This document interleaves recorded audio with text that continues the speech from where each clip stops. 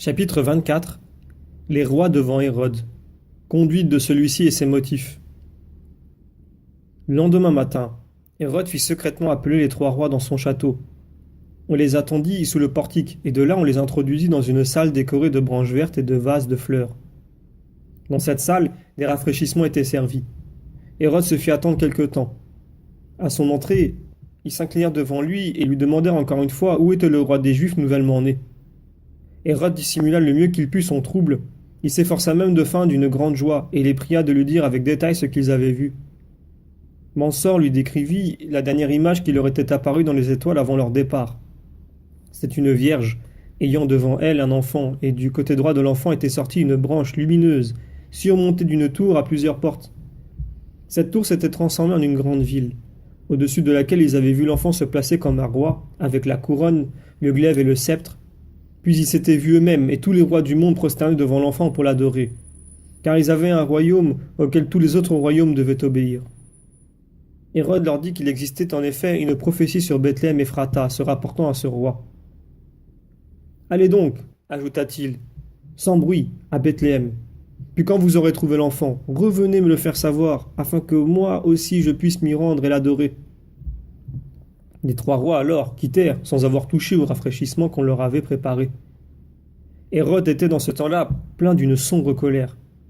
Au moment de la naissance de Jésus-Christ, il séjournait dans son château voisin de Jéricho, où il venait de commettre un lâche assassinat. Il avait fait élever à de hautes fonctions dans le temple des gens de son parti, afin de savoir ainsi tout ce qui s'y passait et de connaître ceux qui résistaient à ses volontés. Parmi ces derniers se trouvait un haut fonctionnaire du temple, homme juste et bon. Hérode l'invite amicalement à le visiter à Jéricho et le fait mettre à mort dans le désert, après quoi il répand le bruit que des brigands l'ont massacré. Il avait aussi voulu précédemment faire placer dans le temple une figure d'agneau tout en or, croyant par là gagner la faveur des Juifs. Mais les prêtres s'étaient opposés à ce qu'il y resta, et un Israélite zélé avait renversé l'image qui s'était brisée. Hérode, furieux, avait fait jeter cet homme en prison. La nouvelle de la naissance du Christ ajouta encore à cette irritabilité d'humeur. Depuis longtemps en Judée, les hommes les plus pieux étaient dans une vive attente de la prochaine venue du Messie.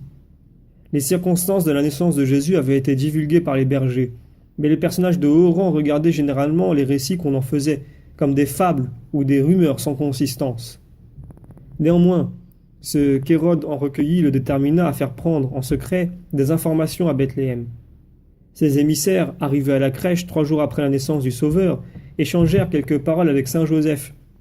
Après quoi, ces hommes, aveuglés par leur orgueil, rapportèrent que tout était faux, qu'il n'y avait là qu'une famille pauvre dans une misérable grotte et que ce n'était même pas la peine d'en parler. Leur sotte vanité, d'abord, les avait empêchés de s'entretenir longtemps avec Joseph, et en outre, on leur avait enjoint d'éviter ce qui pourrait attirer l'attention. Sur ces entrefaites, l'arrivée du grand cortège des trois rois jeta Hérode dans une extrême perplexité, car il venait de loin, et c'était là plus qu'un vain bruit. Les entendant parler avec tant de conviction du roi nouveau-né, il feignit de vouloir aussi lui rendre hommage, et ils en eurent de la joie. La décision présomptueuse des docteurs n'avait pu le rassurer, et l'intérêt qu'il avait à étouffer le bruit de l'événement lui inspira ce qu'il avait à faire. D'abord, il ne contredit pas le récit des trois rois. Il ne mit pas non plus tout de suite la main sur Jésus pour ne pas donner crédit à leurs paroles aux yeux d'un peuple disposé à la rébellion. Il résolut de se procurer des renseignements exacts par les rois eux-mêmes et de prendre ensuite ses mesures. Comme les rois, avertis d'en haut, n'en revinrent pas le trouver, il imputa leur fuite à erreur et mensonge, faisant dire partout « Ils n'ont pas osé reparaître, parce qu'ils s'étaient grossièrement trompés. » Car pour quel autre motif se serait-il évadé furtivement après avoir été si bien reçu? Ce fut ainsi qu'il essaya d'assoupir toute cette affaire. À Bethléem, il fut annoncé qu'on ne devait pas se mettre en rapport avec les parents de l'enfant réputé extraordinaire, ni accueillir des bruits chimériques et trompeurs. La Sainte Famille était revenue à Nazareth 15 jours après. On cessa bientôt de parler d'un événement que la multitude n'avait que superficiellement connu, et les gens pieux qui espéraient gardèrent le silence. Quand le calme fut rétabli, Hérode songea à se débarrasser de Jésus.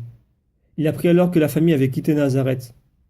Il fit de longues recherches pour retrouver cette trace, mais tout espoir de la découvrir s'étant évanoui, son trouble augmenta au point qu'il eut recours à la mesure désespérée du massacre des innocents. Ils furent égorgés en 7 endroits différents. Partout des troupes avaient été envoyées pour prévenir des émeutes.